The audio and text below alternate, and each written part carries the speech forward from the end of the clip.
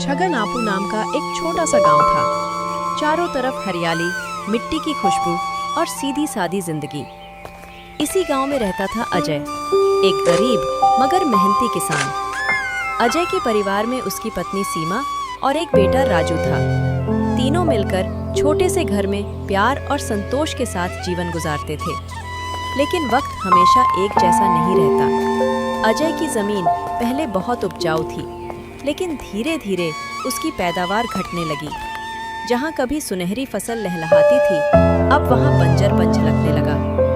हे भगवान, ये जमीन अब मेरा साथ क्यों छोड़ रही है? घर का खर्च कैसे चलेगा? अगर और खाद डालूंगा तो मिट्टी और खराब हो जाएगी। अब खेती छोड़नी पड़ेगी शायद। पर तब राजू की पढ़ाई कैसे चलेगी? अजय चिंता में डूबा हुआ था। वो धीरे धीरे घर की ओर बढ़ा और सीमा को आवाज दी। सीमा, ओ सीमा, जरा सुनो, मुझे तुमसे जरूरी बात करनी है। आ रही हूँ। क्या हुआ? इतने उदास क्यों लग रहे हो? हमारी जमीन अब पहले जैसी नहीं रही। फसल बहुत कम हो रही है।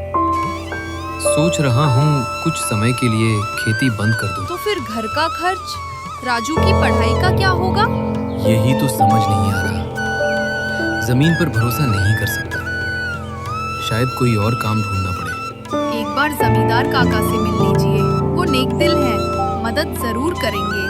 हाँ, ये ठीक है। काका कुछ रास्ता जरूर बताएंगे।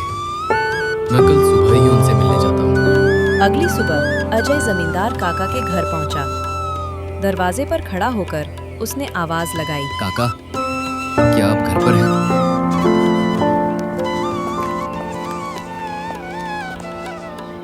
अरे अजय बेटा, आओ आओ, सब ठीक तो है? काका, मेरी जमीन अब फसल नहीं दे रही। खेती से घर नहीं चल रहा। दूसरा काम करना आता नहीं। समझ गया। तो अब क्या सोच रहे हो? यही सोच रहा हूँ कि कुछ रास्ता निकले, पर कोई उपाय समझ नहीं आ रहा। बेटा, मेरे पास गांव के बाहर एक खेत है। वहां तुम खेती करो। इससे तुम्हारा भी भला होगा और मेरी जमीन की देखभाल भी हो जाएगी। काका, पर इससे आपका नुकसान होगा। आपकी जमीन मैं कैसे ले सकता हूँ? नुकसान कहाँ है बेटा? मेरा बेटा शहर में रहता है। मेरी उम्र हो गई। तुम्हें भी सहारा मिलेगा और मुझे भी। काका, आप सच में फरिश्ता हैं। कल से ही मैं उस खेत पर काम शुरू कर दूंगा। ठीक है बेटा, मेहनत करो, भगवान तुम्हारा भला करेगा। अजय घर लौटा और सीमा को ये खुशखबरी सुनाई। सीमा की आंखों में भी उम्मीद की किरणें जगमगा उठी। ये तो बहुत अच्छा हुआ। अब सब ठीक हो जाएगा। बस मेहनत करना और राजू की पढ़ाई मत रोकना। हाँ सीमा, अब मैं और मेहनत करूंगा। शायद आने वाले सालों में एक दो खेत और खरीद लूं। अगले दिन अजय खेत जाने की तैयारी करने लगा। जाते जाते उसने सीमा को आवाज दी। सीमा सुनो, खेत गांव के बाहर है। शाम को देर भी हो सकती है। अगर देर हो जाए तो तुम और राजू खाना खा लेना। ठीक है, पर ध्यान से रहना। रुको, तुम्हारा डिब्बा तैयार कर दूं। अजय खाना लेकर खेत पहुंचा। वहां पहुंचते ही उसने काम शुरू कर दिया। गर्म धूप में पसीना पोंछते हुए वो कुदाल चला रहा था। तभी खेत के किनारे झाड़ियों में हलचल हुई। एक सांप धीरे धीरे सरकता हुआ अजय की तरफ बढ़ा। आज तो जमीन अच्छी लग रही है। अगर मेहनत करें तो अच्छी फसल निकलेगी।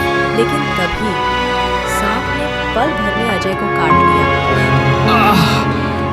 ये क्या हुआ? जहर तेजी से असर करने लगा। अजय का शरीर नीला पड़ने लगा। वो चक्कर खाकर वहीं गिर पड़ा। उधर सीमा चूल्हे के पास बैठी उसका इंतजार कर रही थी। बार बार दरवाजे की तरफ देखती और आह भरती। गांव से बाहर खेत होने के कारण किसी को इस हादसे की खबर नहीं हुई। शाम ढल गई, रात गहराने लगी। माँ, पिताजी अभी तक क्यों नहीं आए? आप इतनी परेशान क्यों हो? बेटा, तुम्हारे पिताजी ने कहा था देर हो सकती है, शायद काम ज्यादा होगा। तो आप चिंता मत करो, वो जरूर आएंगे। चलो आप सो जाओ। ठीक है बेटा, तुम भी सो जाओ, मैं भी थोड़ी देर में आती हूँ।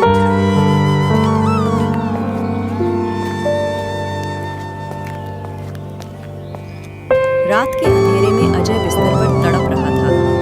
जहरीले सांप का असर तेज होता जा रहा था। सीमा की आंखों में आंसू थे, पर दिल में हिम्मत की ज्वाला। अजय, हिम्मत मत हारो, मैं हूँ ना, सब संभाल लूंगी, बस तुम आंखें मत बंद करना। सीमा, खेत, राजू, सब तुम्हारे भरोसे। मुझे डर है कहीं। चुप रहो, मौत का नाम मत लो, भगवान पर भरोसा रखो, तुम्हारी सीमा अभी जिंदा है। सुबह होते ही सीमा ने अजय को गांव के वैद्य के पास पहुंचाया। वैद्य ने जड़ी बूटियों से इलाज शुरू किया, पर बोला, जहर गहरा है बेटी, दिन 2 दिन तक संभल जाए तो जान बच सकती है। बस आप कोशिश करते रहिए, मैं सब करूंगी। अजय बिस्तर से उठ नहीं पा रहा था। अब खेतों की पूरी जिम्मेदारी सीमा पर आ गई थी। अम्मा, बाबा ऐसे पड़े हैं, खेत कौन देखेगा? तू चिंता मत कर, तेरे बाबा की जगह अब तेरी अम्मा हल जोतेगी।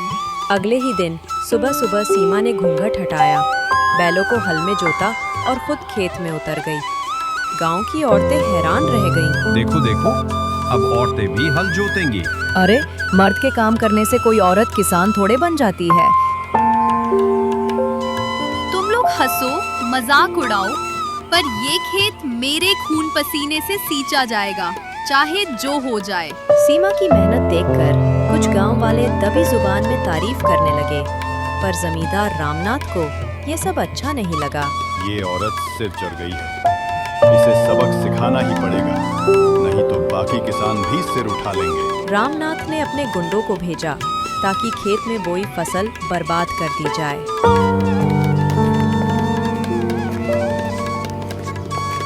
साहब का हुक्म है, रात में चुपके से आकर खेत रौंद डालेंगे।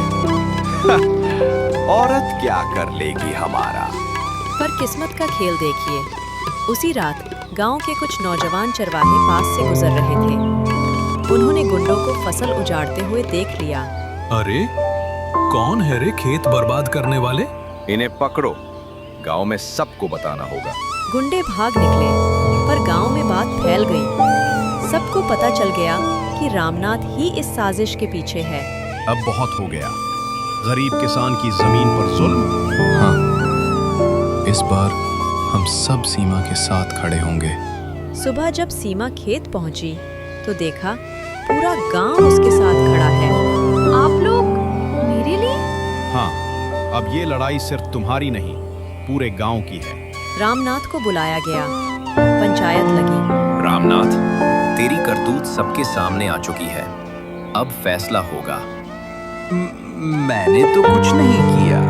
झूठ मत बोल, हमने अपनी आंखों से तेरे गुंडों को फसल उजाड़ते देखा है। गांव वालों ने मिलकर रामनाथ पर जुर्माना लगाया और सीमा की जमीन का हक पक्का कर दिया। आज से ये खेत पूरी तरह अजय और सीमा का होगा। कोई जमींदार इस पर दावा नहीं करेगा। भगवान, आपकी दया से आज मेरा घर बच गया। सीमा, तूने जो किया कोई मर्द भी ना कर पाता। अम्मा, अब बाबा ठीक हो जाएंगे और मैं बड़ा होकर आपकी तरह हिम्मत वाला बनूंगा। कुछ दिनों बाद अजय की तबीयत सुधर गई। सीमा की मेहनत रंग लाई, खेत में सुनहरी फसल लहलहाने लगी। गांव वालों ने पहली बार देखा कि औरत सिर्फ घर संभालने वाली नहीं, बल्कि पूरे गांव का सहारा भी बन सकती है।